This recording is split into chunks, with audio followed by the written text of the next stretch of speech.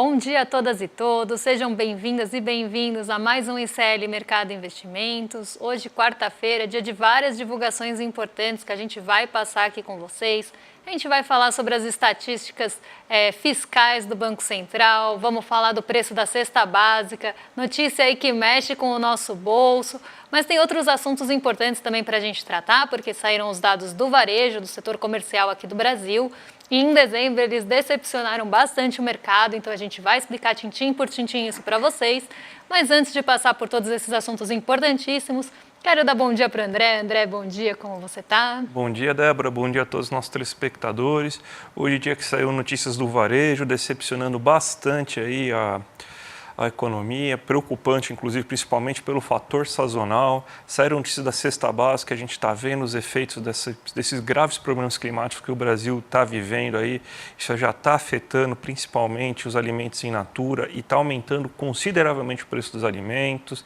Temos também o imposto de renda, que ontem à noite teve o anúncio do reajuste da tabela, pelo menos na primeira faixa de isenção. Mas, como sempre, né, a gente já começa aí com a nossa agenda, então vamos para a nossa agenda do dia já, Débora? Vamos lá, porque hoje tem bastante coisa importante na agenda. A gente teve o resultado do Bradesco, né? Então, o balanço do Bradesco foi divulgado antes da abertura do mercado. Então, eu já adianto que o balanço do Bradesco decepcionou, ficou menor do que 2022 e também frustrou as expectativas do mercado, principalmente ali as expectativas da Bloomberg. A gente teve aí um lucro bem abaixo do esperado por essa aí, agência de notícias, né? E importante player aí do mercado. Então a gente teve aí essa frustração do mercado em relação ao balanço do Bradesco. A gente vai na abertura explicar aí o que isso está impactando, tanto o setor financeiro como as ações do Bradesco e por que isso aconteceu.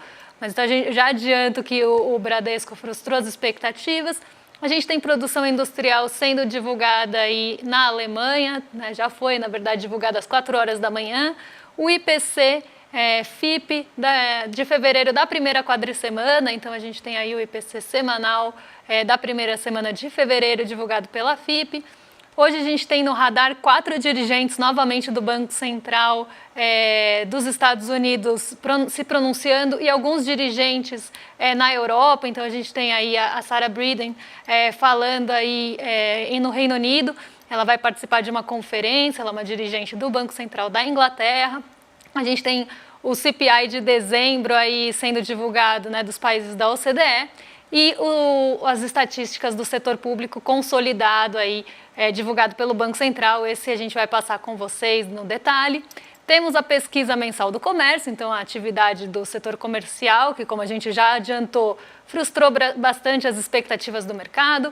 Produção e vendas de veículo em seguida, balança comercial dos Estados Unidos agora pela manhã e estoques de petróleo, meio-dia e meio. Então a gente deve ter aí alguma movimentação na commodity que está bastante volátil essa semana. Então meio-dia e meia sai os estoques de petróleo. Às 13 horas temos a diretora do FED participando de alguns eventos. Então, como eu falei, hoje a gente tem 4 dirigentes do FED e dirigentes do Banco Central da Inglaterra participando de eventos.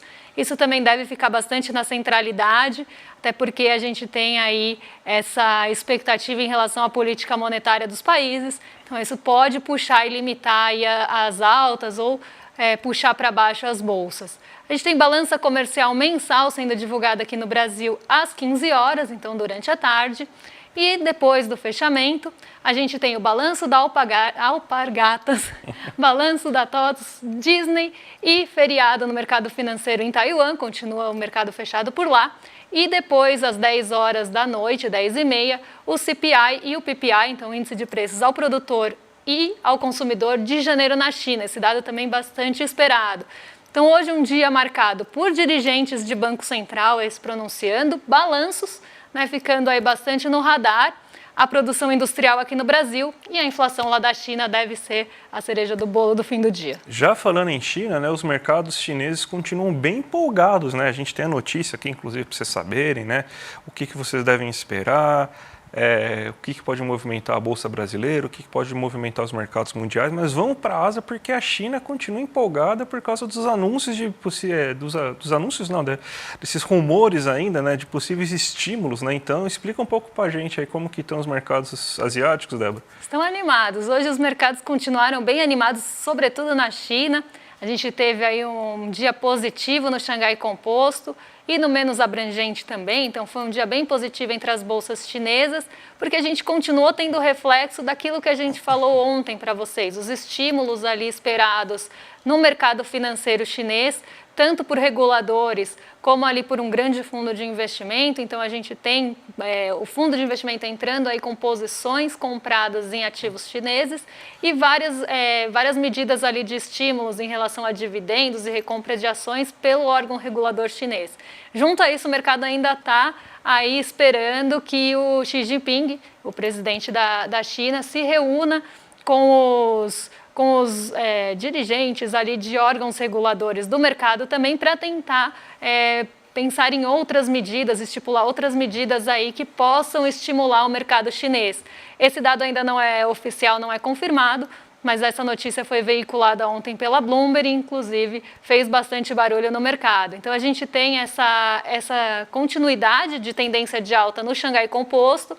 Em outras regiões da China, da Ásia, a gente não teve esse mesmo comportamento, então foi um dia misto, mas o Xangai Composto continua aí revertendo parte das suas perdas e já pelo menos no mês fica num acumulado positivo e diminuiu as perdas do ano. O Xangai Composto vem sofrendo muito com as incertezas em relação à China e por conta do setor imobiliário, então a gente tem todas essas medidas justamente tentando estimular o mercado financeiro chinês. Perfeito. Vamos agora para o Brasilzão, então, Débora, porque a gente tem, então, que saíram os dados do varejo, né?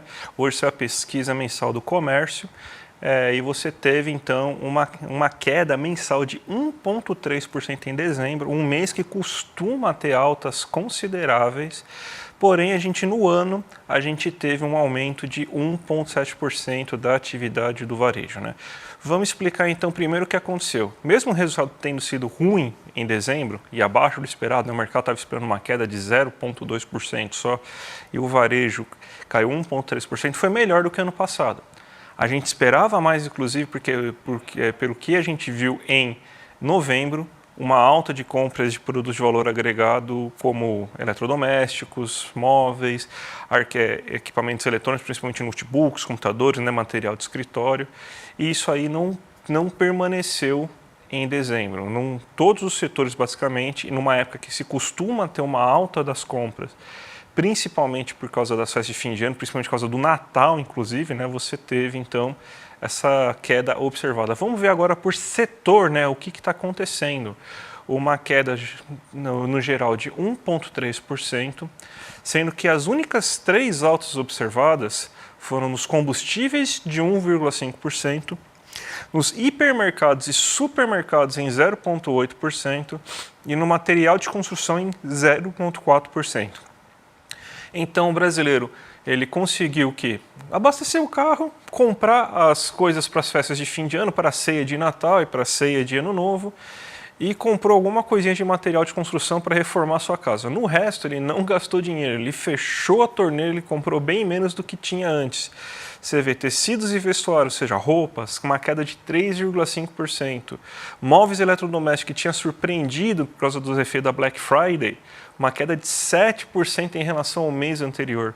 Material de escritório, ou seja, equipamentos eletrônicos como notebook, impressora, mouse e tudo mais, queda de 13,1%. Veículos, que também apresentou uma certa alta no mês de novembro, 4,5%. Então, o brasileiro antecipou suas compras e, mesmo assim, a gente teve uma alta muito moderada no mês de novembro, de 0,1%, e fechou a torneira no mês de dezembro. A gente não sabe se esse dinheiro foi para ser consumido em serviços, a gente vai ver agora, né, vai sair o dado na sexta-feira de serviço, a gente vai mostrar para vocês, mas é um dado um pouco preocupante, né, Débora, esse do varejo, né? Exatamente, até pela sazonalidade de fim de ano, né, você espera que o brasileiro vá às compras aí, para compras de Natal, enfim, né, compras de fim de ano. Claro, a gente teve uma pequena alta em hipermercados e supermercados, que mostra também aí um pouco dessa sazonalidade, mas um dado preocupante para a época, mostrando também que o brasileiro parece que foi às compras antecipadamente. Agora resta a gente esperar mesmo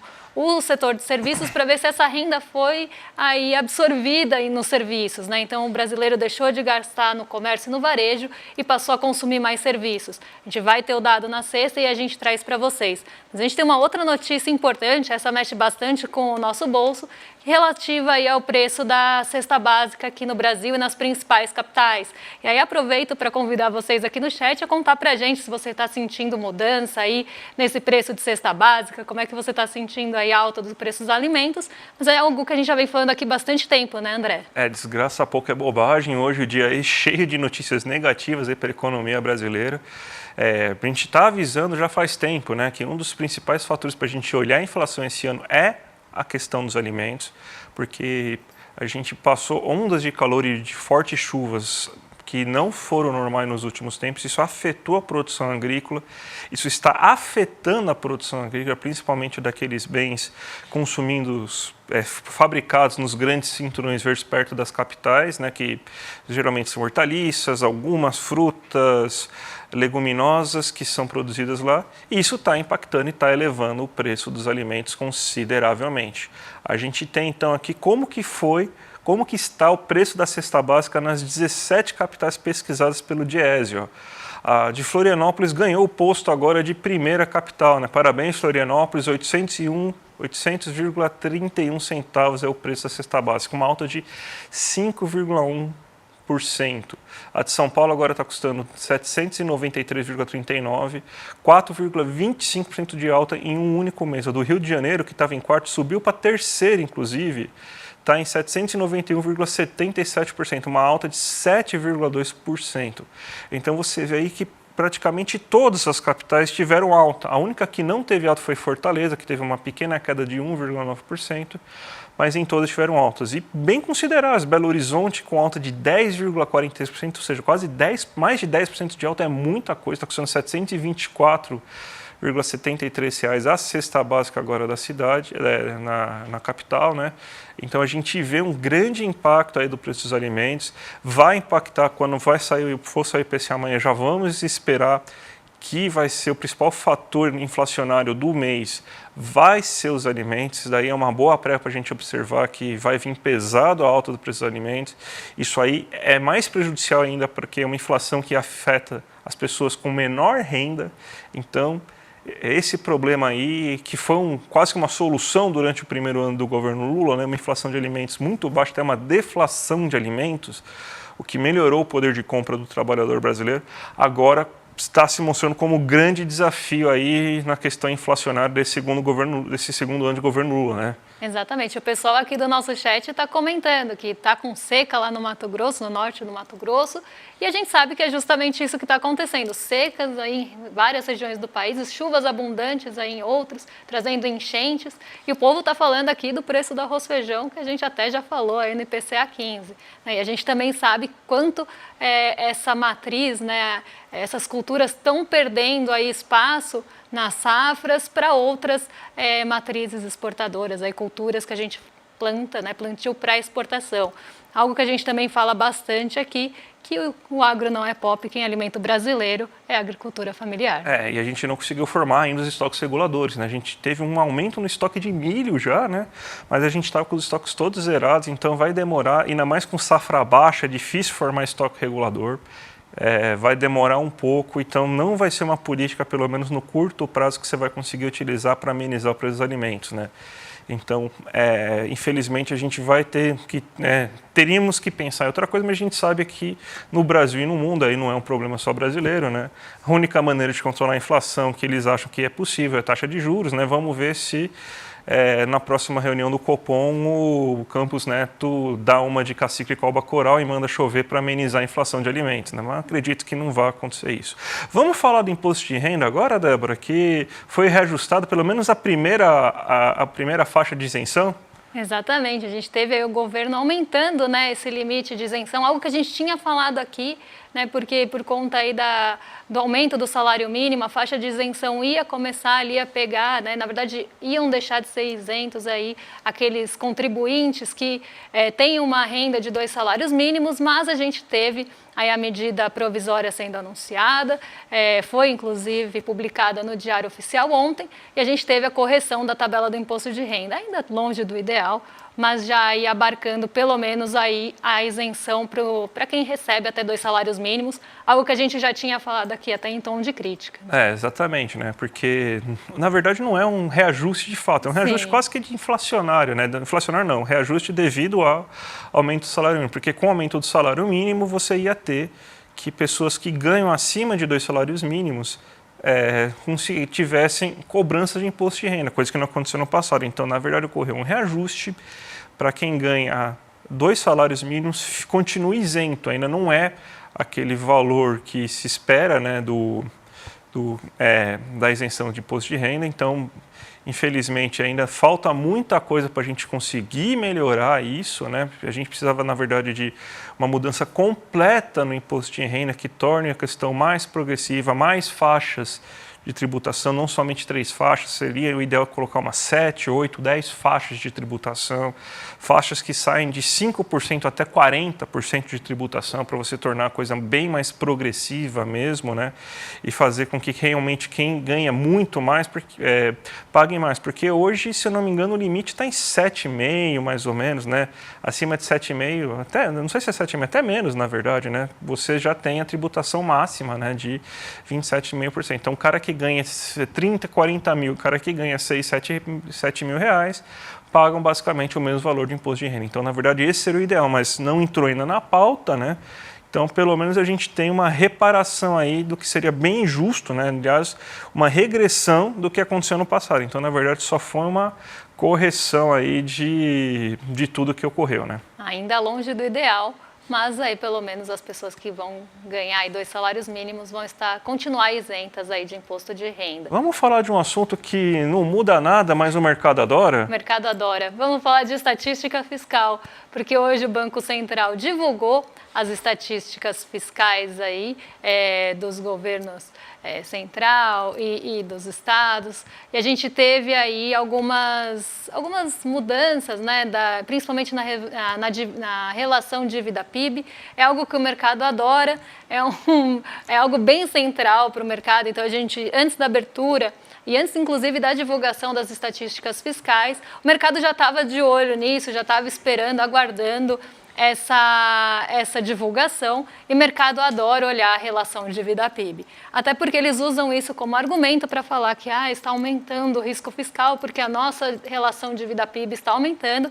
E, na verdade, né, a gente vê, principalmente quando a gente olha a dívida líquida, e mesmo a nossa dívida bruta, ela está estável há bastante tempo, principalmente quando a gente pega horizontes mais longos. Aqui a gente está olhando um horizonte mais curto, né, mas quando a gente olha o horizonte mais longo aqui, a gente consegue ver essa estabilidade aí da nossa dívida PIB. Mas é algo que o mercado gosta de martelar, então a gente vai trazer aí para vocês quais foram os principais impactos, tanto na dívida líquida quanto na dívida bruta, né? São as duas métricas. Inclusive o mercado gosta de mudar qual que olha, né? Hora olha uma, hora olha outra, para tentar aí realmente puxar aí esse assunto e focar nesse assunto. Mas a gente teve aí diminuindo, né, melhorando a relação dívida-PIB, o crescimento do PIB, porque se a gente tem um PIB maior, né, a gente vai ter um impacto de uma relação dívida-PIB menor. Então, o crescimento do PIB aí teve um impacto de menos 0,4 ponto percentual. E o ajuste da cesta de moedas que integram aí a dívida externa líquida também um ajuste de 0,3 ponto percentual negativo. Já a valorização cambial, os juros nominais apropriados aí tiveram um impacto positivo de 0,2 e 0,6% na dívida líquida, e também aí a gente teve um aumento no geral em relação ao mês passado de 1,2 ponto percentual. Em relação à dívida bruta, né, a gente teve também impacto dos juros nominais incorporados de 0,7 para cima em relação ao mês passado, das emissões líquidas de dívida, e aí o crescimento do PIB diminuindo aí a relação, porque a gente teve um aumento do PIB. Se a gente divide algo por um valor maior, a gente vai ter uma relação menor. Então, aí 0,4 de impacto no PIB. Mas essa é uma métrica que realmente a gente trouxe porque o mercado vai olhar para isso. Isso deve impactar a abertura hoje. Então, a gente trouxe aí para conhecimento de vocês, mas como a gente sempre fala, muda muito pouco no restante, né? Exato. E só para avisar, está invertida aqui, né? Na verdade, onde está a dívida líquida, que é 74,3%, é dívida bruta. E onde está a dívida bruta, é 60,8%, é dívida líquida, tá? Então, só lembrar que, infelizmente, a arte saiu errada aqui, pedimos desculpa, mas é só inverter, só para explicar. A explicação continua a mesma, né? Então, da onde que saiu tudo isso, né? Vamos então agora, Débora, isso aí impactou o mercado alguma coisa aí? Impactou um pouco, viu? Um pouquinho? Porque o mercado gosta mesmo de olhar para estatísticas fiscais e, inclusive, o Banco Central soltou uma nota, né, junto às suas estatísticas e toda a divulgação da recomposição do ICMS para os estados, que aconteceu no mês de dezembro e teve um impacto nessa relação e nas estatísticas fiscais. Então, eles apontaram isso como aí um fator de impacto também muito justo aí que seja colocado. Então, a gente tem hoje o mercado caindo 0,63% e a gente tem alguns fatores que estão puxando o nosso Ibovespa para baixo. Tá? A gente pode separar 3 aí principais que estão puxando o nosso Ibovespa para baixo. O primeiro, com menor impacto, aí, que acaba ficando até um pouco em segundo plano, é a divulgação do varejo, dos dados do varejo, então do comércio como um todo. Ele frustrou bastante o mercado esperava uma alta de 0,3% no varejo ampliado e uma queda de 0,2% no varejo restrito. A gente teve números de queda muito maiores do que esses, então isso já começou ali azedando o dia do mercado antes da abertura. Antes da abertura também a gente teve o lucro do Bradesco sendo divulgado e esse lucro também frustrou as expectativas do mercado. Eles tinham uma expectativa de aproximadamente 4 bilhões, aí, até um pouquinho mais de lucro nesse trimestre, no último trimestre do ano passado para o Bradesco, e a gente teve um lucro aproximado de 2,91, se não me engano. Então a gente teve uma frustração, uma queda em relação a 2022, e isso fez com que o mercado ajustasse algumas posições e corrigisse a alta de ontem. Eu vou colocar aqui na tela para vocês o setor do Ibovespa, né, que é o setor financeiro. Ontem a gente teve o Bradesco subindo mais de 7%, justamente na expectativa para essa divulgação trimestral. Então o mercado estava esperando um resultado mais positivo do Bradesco. E isso fez com que as ações subissem antes mesmo deles divulgarem os resultados com base nas expectativas. Hoje o Bradesco cai fortemente, justamente por essa correção. E ontem também a gente teve o Itaú subindo 4,30, justamente porque o mercado nesse caso, ficou feliz com o resultado trimestral. Mas aí hoje a gente tem também realizações de ganho e a gente vê essa correção forte no setor financeiro de quase 3% aí no índice que reúne as ações do setor. E ontem um pessoal aí perguntou no chat, então eu vou aproveitar para responder. Quem divulgou ontem o resultado foi o Itaú Unibanco, tá? Não a Itaúsa. Porque perguntaram, o conglomerado é só o banco? É só o banco, tá? É o Itaú Unibanco que divulgou aí o resultado. Outro ponto que deve limitar, o segundo ponto, esse com um pouco mais de força, é o rendimento das treasuries. Tiveram 2 dias de alta, ontem arrefeceram um pouco, mas hoje voltam a subir. Então a gente tem aí o rendimento das treasuries aqui de 10 anos atingindo 4,12%. Isso também pode ser um limitador aqui no Brasil e no exterior. E dependendo de como rolarem aí os pronunciamentos dos dirigentes do Fed, do Banco Central dos Estados Unidos, esse rendimento pode inclusive acelerar e também aumentar as perdas por aqui e levar os outros mercados para baixo também, que ainda não estão aí abertos e contabilizados. Então esses são os 2 pontos aí que devem também impactar além do resultado do comércio, hoje a nossa bolsa. O rendimento das treasuries e as estatísticas fiscais devem ficar mais no radar do mercado, principalmente o rendimento das treasuries, e as estatísticas fiscais acabam ganhando um peso também em um dia mais negativo. O Xangai Composto, ele subiu 1,43, como já falei pela manhã. Por outro lado, o Nikkei 225 sofreu uma leve queda de 0,11, se juntou àquela parte da Ásia que teve queda. O dólar, apesar aí da alta no rendimento das treasuries, a gente tem uma estabilidade do dólar, ele está ali em 4,97, muito próximo do 0 a 0, mas o DXY, ele cai aí 0,11 hoje, Então, a gente tem o dólar enfraquecendo frente aos pares e se fortalecendo frente a mercados emergentes. Um ponto que pode diminuir e reduzir essa queda são as commodities. Agora o petróleo está 0,05, está bem aí perto do 0 a 0 também, com leve alta, mas a gente teve um aumento no preço das commodities hoje por conta da China.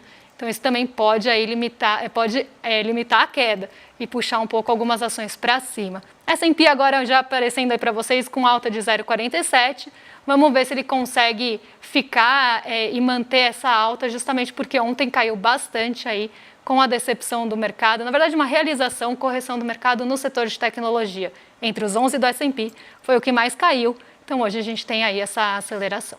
Ótimo, Débora. Dia 18 de fevereiro, né? Vamos lembrar aí, chamar de novo o nosso telespectador, né? A nossa super aula, né? A nossa webinar aí junto com o Renato Freitas, né? Quem conhece a história dele sabe que a história dele é maravilhosa, uma história de luta, né? Uma voz da periferia muito importante lá do Paraná, foi caçado, daí foi eleito de novo, estão tentando caçar ele de novo, porque ele incomoda muito, né?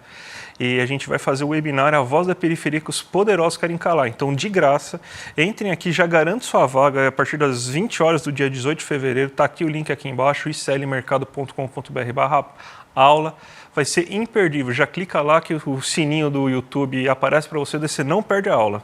É uma aula imperdível mesmo aí, Renato Freitas, voz da periferia que os poderosos querem calar e uma voz aí que acaba até sobressaindo aí, uma voz muito importante para ser ouvida que normalmente é bastante apagada pela história, inclusive. Então, um webinário uma aula muito importante, a gente está aí ansioso pelo dia 18 de fevereiro e espero que vocês também estejam. Agora vocês ficam com ele, com o William De Luca, que vem aí em seguida com o Rolê ICL. A gente fica por aqui. Amanhã a gente traz convidado, porque é quinta-feira, dia de entrevista aqui no ICL Mercado Investimentos. A gente vai ter um convidado especial. E na sexta-feira aí trazemos os dados de serviços e amanhã também sai a inflação. Amanhã sai a inflação. Dado que mexe com o nosso bolso. Então, bastante coisa nesse finzinho de semana antes do Carnaval. Até amanhã. Um beijão para vocês. Até amanhã, gente. Tchau, tchau. Depois de ter sido caçado por fazer um protesto pacífico dentro de uma igreja, após o assassinato brutal de um irmão negro no Rio de Janeiro, ele teve a sua luta reconhecida e foi chamado por ninguém mais, ninguém menos do que o Papa Francisco para encontrá-lo na Itália. Ele é hoje uma das vozes mais importantes da política e da periferia no Brasil. Renato Freitas vai fazer uma conversa inédita com o Instituto Conhecimento Liberta no dia 18 de fevereiro, um domingo às 8 horas da noite. Para você participar dessa conversa, onde Renato Freitas vai revelar coisas que nunca revelou até hoje, é só você se inscrever no link que vai estar junto com esse vídeo. Se inscreve agora, chame seus amigos e amigas para participar também. Ninguém pode perder esse encontro histórico.